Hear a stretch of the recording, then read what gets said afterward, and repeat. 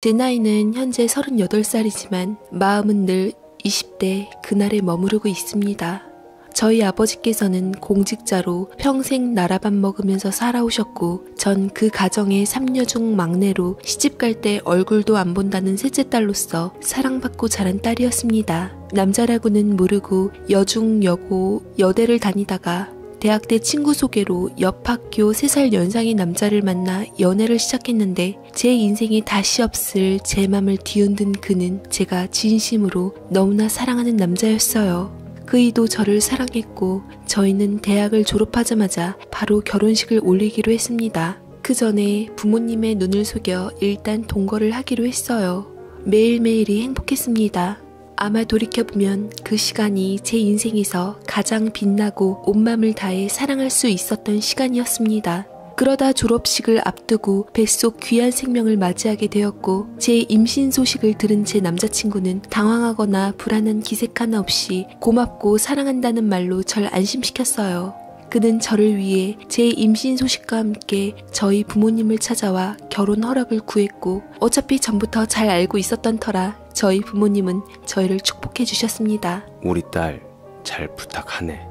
여리고 심성이 고운 아이라 눈물도 많고 상처도 잘 받아. 부족하지만 자네가 잘 보듬어 주게. 나중에 알았지만 부모님께선 제가 이미 동거하고 있는 줄 뻔히 알면서도 조마조마하게 지켜보셨더라고요. 고맙기도 하고 실망시켜드려 죄송하기도 하고 눈물이 났습니다. 걱정 마세요, 아버님. 저 정말 보람이를 위해서 최선을 다하겠습니다.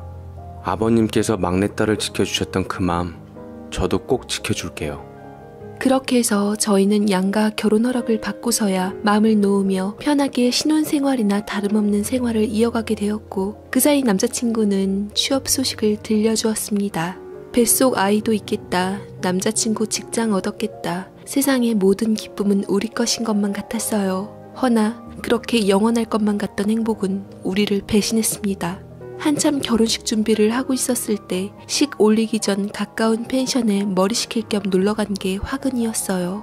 그는 얼추 배가 나온 저를 픽업해서 부푼 기대를 안고 운전을 했는데 그만 상대 음주차로 인해 사고가 나고 말았던 겁니다. 그 사고로 저희 차는 전복이 되어버렸고 그렇게 제가 다시 눈을 떴을 땐 믿을 수 없는 현실에 닥치고 말았습니다. 제 아이가 사고의 충격을 이기지 못하고 그만 제 곁을 떠나가 버리고 만 것이었어요. 자식 잃은 어미 심정은 뼈가 산산조각 난 것 이상으로 고통스럽더군요. 숨을 쉴 수가 없었습니다. 충격이 채 가시기도 전에 들려온 소식은 바로 내 남자에 관한 비극적인 소식이었어요. 내 사랑하는 사람이 다름 아닌 코마 상태라고 했습니다. 뇌수술과 혼수치료를 했는데 결국 그 사람은 회복하지 못하고 긴 잠에 빠졌다고 하더군요. 믿을 수가 없었습니다. 차라리 내가 대신 그랬다면 좋았을 것을. 그랬다면 이런 악몽 같은 고통은 느끼지 않아도 됐을 텐데 몇 날 며칠 밤을 지새우며 눈물이 마르질 않았어요. 곁에서 내 남자의 모습을 보고 전 희망을 잃어갔고 점차 삶에서 제 스스로를 지킬 자신이 없을 때쯤 저는 거짓말처럼 어느 또 다른 남자를 만나게 되었습니다. 분명 한 번도 보지 못한 낯선 사람이었고 모르는 사람이었는데 도로 한가운데서 아슬아슬하게 걷고 있던 저를 구해준 은인이었어요. 괜찮아요? 위험할 뻔했어요. 다음부턴 신호등 확인하시고 정신 차리고 걸어요. 당신으로 인해서 애꿎은 운전자 인생이 힘들어질 수가 있어요. 바보같이 굴지 말고 힘내요. 라고 위로해주는데 왜 나만 살아서 더할 나위 없는 죄책감과 그 안에 숨겨져 있던 삶의 본능적인 안도감을 느껴야 했는지 모든 것이 미안할 뿐이었습니다. 그렇게 시간은 흘러갔고 전 정신 차리고 제 남자를 지키기 위해 바보 같은 짓은 그만하기로 했어요. 소득 없는 원망은 집어치우고 부모님과 예비 시부모님의 정성 어린 격려와 설득에 코마 상태에 빠져있는 남자친구를 물심양면으로 간호하기로 하니 예비 시부모님께선 제 손을 붙잡으시곤 눈물을 글썽이시더군요. 우리 며느리 고맙다. 정말 애쓴다. 네 정성을 봐서라도 우리 아들 꼭 깨어날 거다. 하시며 간호하는 절 북돋아 주었지만 긴 시간이 지속될수록 우리는 모두가 지쳐갔습니다. 그렇게 남자친구를 간호한 시간만 2년이 흘렀고 저희 집에선 슬슬 불만이 쏟아지기 시작했어요. 남자친구 어머니와 교대에서 집에 들어온 제게 저희 친어머니께서 절 부르시더군요. 엄마가 부탁 하나만 하자. 내일 약속이 있었는데 몸이 안 좋아서 도저히 나갈 수가 없을 것 같아. 친구가 도무지 연락을 해도 받질 않고 너라도 좀 직접 가서 말 좀 전해줬으면 좋겠구나. 참, 그리고 갈 때 좀 꾸미고 나가. 피죽도 못 먹은 몰골로 나가면 엄마 체면도 안 서고 괜히 입방아에 찢는다. 엄마의 말에 대수롭지 않게 저는 알겠다며 대답하고 다음날 대강 화장을 한 후 깔끔한 옷차림으로 얘기를 전하러 갔는데 마침 친구분께서 약속 장소에 미리 와 계시더라고요. 낯익은 얼굴이라 저는 다가가서 인사를 드렸는데 근데 그때 웬 남자도 옆에 앉아있는 겁니다. 알고 보니 엄마는 저 몰래 선자리를 마련한 것이었고 저는 속인 엄마에게 화가 나서 무례함을 딛고 자리에서 일어섰습니다. 단번에 엄마한테 따질 생각으로 씩씩대며 전화를 하는데 그때 제 핸드폰을 뺐으며 제 앞에 막아서던 남자, 바로 맞선남이었습니다. 그런데 이 남자 어찌된 일인지 반갑게 절 맞더라고요. 혹시 옛날 그때 횡단보도에서 만났던 여자분 맞으시죠? 작년인가 재작년인가 병원 앞에서 제가 안전하게 인도로 모셨잖아요. 나 기억해요? 가만히 기억해보니 가장 힘들었던 그때 만났던 그 남자였습니다. 세상에 사람이년 아무도 모른다더니 하필 그때 그 남자가 제 맞선남으로 이 자리에 있을 게 뭡니까? 꼭 한번 다시 만나 감사하다는 말을 전하고는 싶었지만 이런 불편한 자리는 사양이었습니다. 하지만 남자는 제 맘과는 달리 워낙 부침성이 좋은 편이라서 그 인연을 들먹이며 제게 은근슬쩍 다가왔고 밀어내면 다가오고 못된 말로 상처 줘도 오뚜기처럼 일어나는 그 사람에게 어느 순간부터 위로를 받기 시작했더라고요. 그렇게 아무도 모르게 그 사람은 어느 순간 가랑비에 옷 젖듯 제 맘에 적셔 들어왔습니다. 우리 결혼할래요? 나 좋은 사람이고 살 집도 있고 직장도 있고 적어도 보람씩 굶기진 않을 테니까 우리 초고속으로 식장 한번 들어가 봅시다. 네? 하며 제 왼쪽 약지에 반지를 끼워주고는 프로포즈를 하는데 이러면 안 된다는 걸 뻔히 알았지만 그 남자한테 흔들릴 수밖에 없었습니다. 2년 동안 알게 모르게 많이 지쳐 있었던 건지 비타민 같은 활력을 지닌 그 사람이 싫지 않았고 다 내려놓고 그 사람한테 기대고 싶은 마음이 간절했어요. 이런 행동이 누워있는 그 사람에게 용서가 되지 않을 거라는 건 알고 있었지만 어쨌든 살아있는 목숨, 여자로서 평범한 행복이 미치도록 그립더군요. 결국 저는 그 사람한테, 그 사람 부모님한테 미안하다고 끝까지 함께하지 못해서 죄송하다고 속죄한 뒤 새 사람의 프로포즈를 받아들였습니다. 무엇보다 항상 근심 가득한 저희 부모님께선 제일 좋아하시더라고요. 인연은 따로 있었던 건지 결혼한 후에도 저는 남편을 참 많이 의지했습니다. 옛날 그 남자와 못다 이룬 신혼의 로망을 남편과 함께 이루었고 그 사랑의 결실은 제 뱃속에 자라게 되었어요. 우리 복둥이 아주 이뻐 죽겠어. 우리 햇살이랑 같이 태교 여행 갈까? 신혼여행도 당신 고집 때문에 안 갔다 왔는데 무리해서라도 해외로 태교 여행 다녀오자. 남편은 임신했다는 소식에 기뻐하며 제게 태교 여행을 가자 했지만 여행의 악몽에 트라우마처럼 자리 잡았던 저는 손사래를 쳤고 그냥 집에만 있겠다고 했습니다. 그렇게 조심한 결과 예정일날 저는 드디어 귀한 딸을 얻게 되었습니다. 시부모님과 남편은 얼싸안고 덩실덩실 춤을 추셨고 저는 아이를 제 품에 안는 순간 안심이 드는 동시에 미처 그날 지키지 못했던 제 아이에 대한 미안함이 떠오르며 뜨거운 눈물이 나더라고요. 아이를 낳은 후부터 저는 육아 전쟁에 돌입했고 남편은 조리원에서 소문이 날 정도로 다정다감하고 저와 아이에게 배려심 넘치는 모습을 보여주었습니다. 제가 혹여나 산후우울증에 걸릴까봐 신경도 써줬고 아이를 돌보고 집안일을 하는 등 제게 도움이 되기 위해 노력한 그 사람이 바로 제 남편이었습니다. 이게 진짜 행복인가 싶었어요. 그렇게 소중한 제 가정을 가진 지 10년이란 세월이 흘렀고 전 어느새 30대 후반이 되었습니다. 허나 그맘때쯤 남편의 회사가 어려워지면서 권고사직을 받게 되었고 결국 남편은 10년 넘게 몸담은 회사를 떠나 재취업을 위해 이력서를 넣었는데 운 좋게도 기막힌 타이밍으로 남편은 새 직장을 구하게 되었습니다. 거봐, 내가 너무 걱정하지 말랬잖아. 당신 남편 능력 있다니깐. 대표님도 얼마나 좋으신지 내 능력 인정해 주시고 월급도 전 직장보다 더 올려주시는데 진짜 고마우시더라. 다음에 우리 집에 한번 모시고 올게. 당신도 꼭 인사드려. 라고 말하더군요. 얼굴도 못 본 대표님이었지만 남편이 저렇게까지 얘기하니 괜히 신임도 생기고 덩달아 고마웠습니다. 그리고 남편은 그 회사에 입사를 했고 환영식이라고 회식을 거하게 한 뒤 새벽 2시 정도 돼서야 집에 돌아왔는데 그때 저는 대표랍시고 남편을 부축해온 그 남자의 얼굴을 보고 쓰러질 뻔했습니다. 너 설마 보람이? 네가 이 사람의 아내였어? 세상 좁구나. 너와 이런 식으로 다시 재회하게 될 줄은 몰랐는데. 세상에 말도 안 돼. 그동안 잊고 살았던 세월이 몇 년인데 그 사람은 바로 코마 상태에 있던 옛날 애인이었습니다. 조금 나이 든 행색이 비춰지는 곳 빼고는 옛 모습 그대로더군요. 어떻게 된 거야? 당신이 어떻게 지금 이 자리에 있을 수가 있어? 당신이 정말 우리 남편 회사 대표야?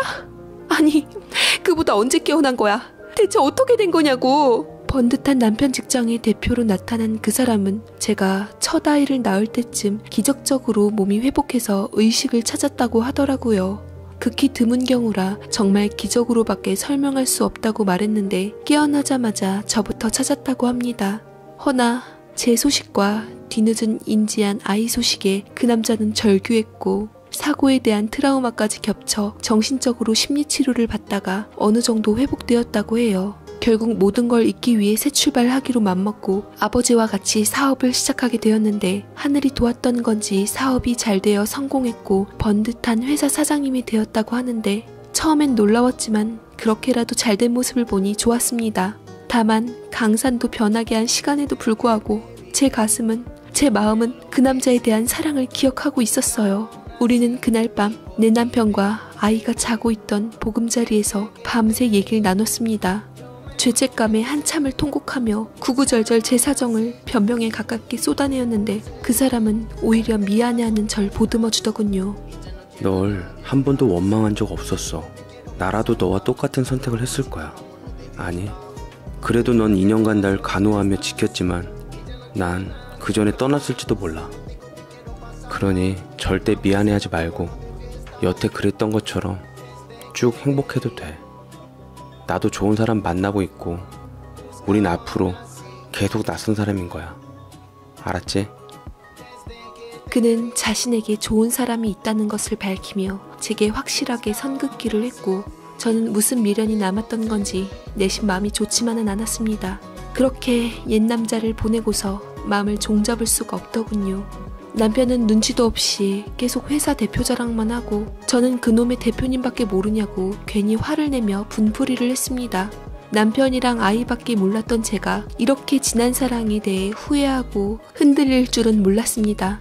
차마 연락을 할 순 없었고 그 남자의 눈에 띄기 위해 행여나 그 남자를 볼 수 있을까 싶어 저는 남편의 회사 근처를 맴돌기 시작했어요. 하루는 야근을 한다는 얘기를 듣고 떨리는 마음으로 그 남자가 좋아했던 메뉴들을 기억해서 끄집어내어 솜씨를 부렸는데 도시락을 싸는 동안 좋았던 옛 추억에 흐르는 눈물을 주체할 수가 없었습니다.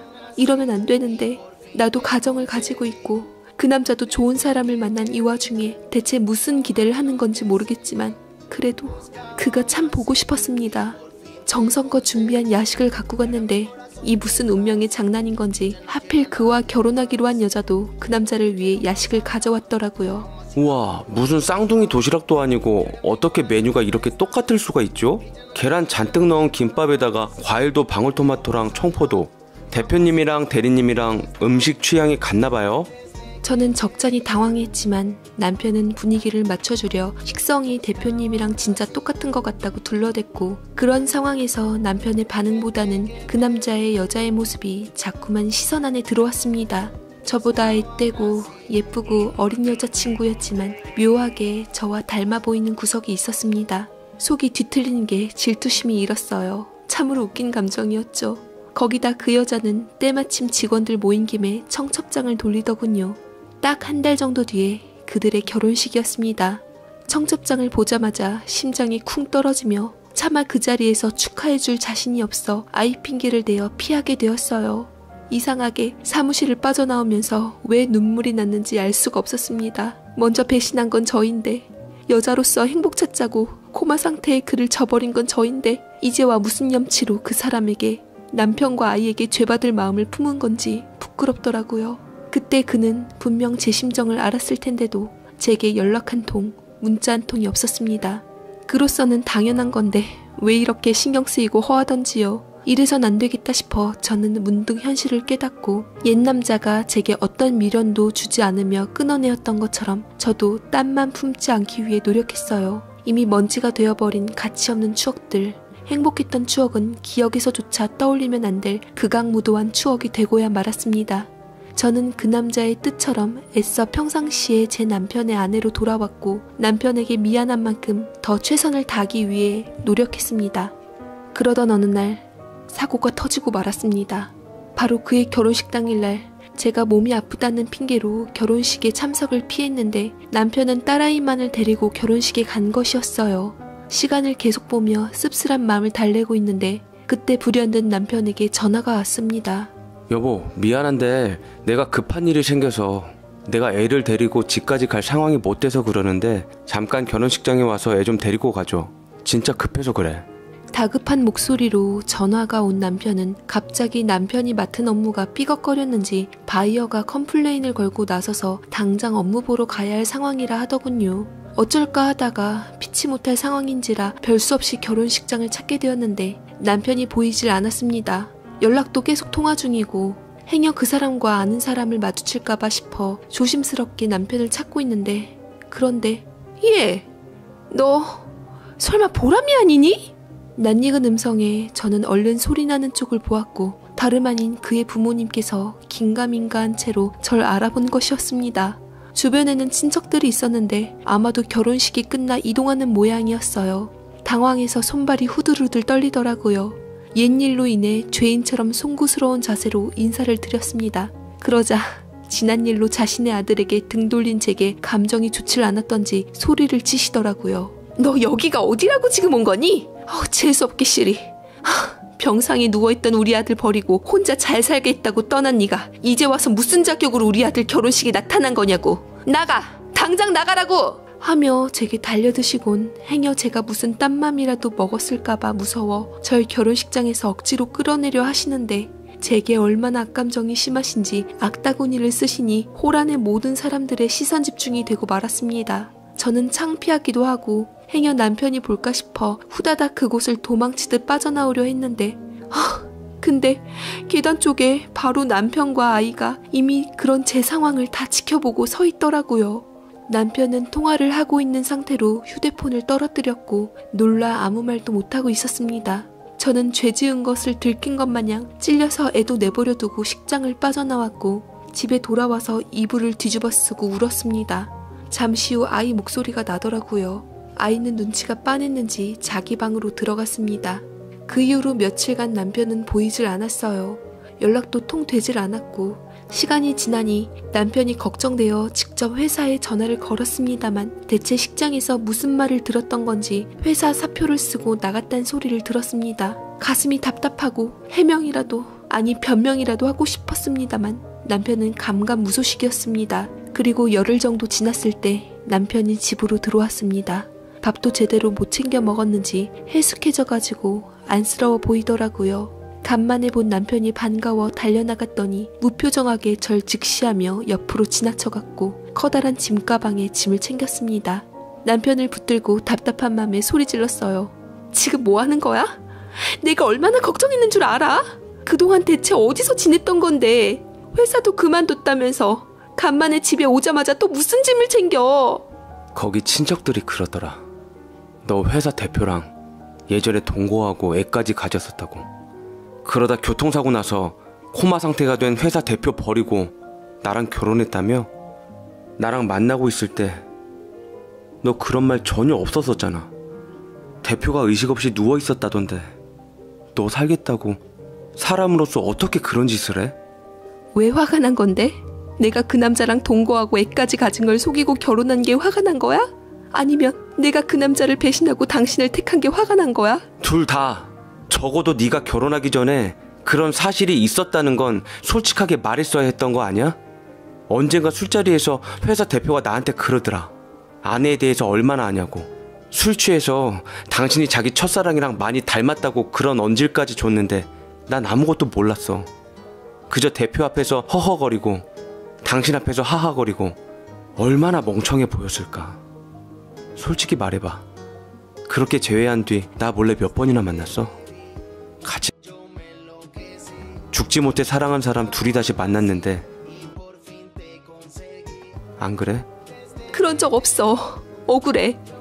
난 당신한테 떳떳해. 절대 부끄러운 짓은 안 했어. 정말이야. 믿어줘. 믿어줘? 뭘? 내가 당신이 대표를 보는 눈빛이 심상치 않은 걸 느꼈는데 이날 이때까지 회사에 콧배기도 안 비쳤던 사람이 야식 싸웠을 때부터 알아봤어야 했는데 그때도 음식들이 대표 입맛에 맞춘 거였지? 이래도 당신이 얘 내인한테 흔들리지 않았다고 장담할 수 있어? 여보, 그거... 듣기 싫어. 더 이상 피차 지저분한 모습 보이지 말고 당분간 좀 떨어져 있자. 그렇게 모든 걸 알게 된 남편은 그대로 집을 나가버렸고 딸 역시 눈치를 챈 후 자의적으로 아빠를 따라 나서 지 할머니 댁에 머문다고 하더군요. 애 때문에 이혼할 마음은 없는 것 같긴 한데 우리 부부의 회복을 위해서는 아주 많은 시간이 필요할 것 같았습니다.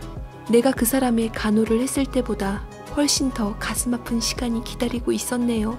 기약 없는 별거를 한 지 벌써 2년이 지났는데 우리는 아무 진전도 없이 지내고 있습니다. 제가 지 부모 때문에 이런 꼴을 당했는데도 그 남자 역시 제게 아무 연락도 없는 채 자기 가정 행복하게 꾸리고 사는 것 같더라고요. 그렇게 전 벌을 받았나 봅니다. 바보같이 지나간 추억보다 현실에 내 가족이 더 소중하다는 것을 진작 깨달았어야 했는데 항상 중요한 건 잃고 나서야 깨닫는 제가 참 싫습니다. 남편과 딸이 보고 싶어요. 너무나도요. 후회의 눈물을 삼키며 사연을 보내봅니다. 제 사연 읽어주셔서 감사합니다.